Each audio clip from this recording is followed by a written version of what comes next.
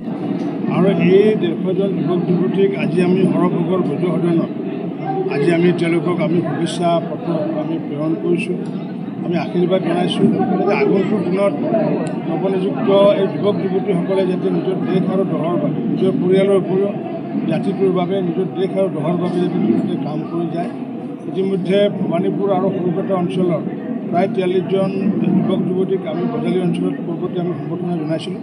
আজি প্ৰায় এই অঞ্চলত আমি প্ৰায় 105জন যুৱক যুৱতীক আমি সম্বৰ্ধনা জনাই মই নিজে তেওঁলোকক শুভেচ্ছা জনাইছোঁ।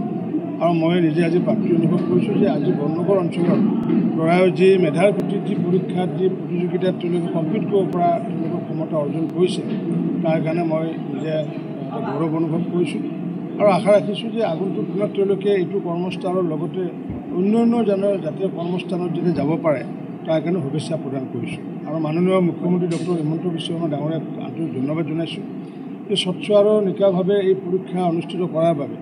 আজি বিনামূলীয়াকৈ যিসমূহ কংগ্ৰেছ দলৰ সময়ত টকা পইচা দি পেলাই চাকৰি দিয়া হয়, সেই পৰিৱেশটো নোহোৱা কৰি আজি এখনো বিস্কুট নোলোৱাকৈ চাকৰি দিয়াৰ যি পৰিৱেশ অসমত সূচনা কৰিলে নতুনকৈ ডক্টৰ হিমন্ত বিশ্ব শৰ্মা ডাঙৰীয়াক তাকে ধন্যবাদ জনাইছোঁ।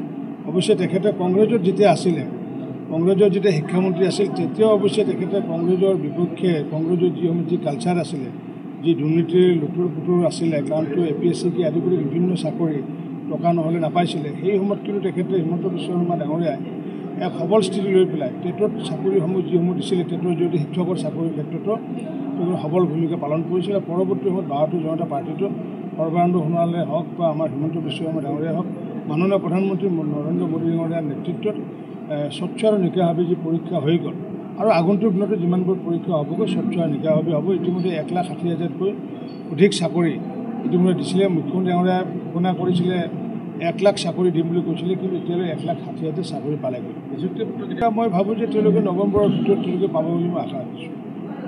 যিকোনো খবৰৰ বাবে যোগাযোগ কৰক 7099017330 লগতে 7099017110 নম্বৰত।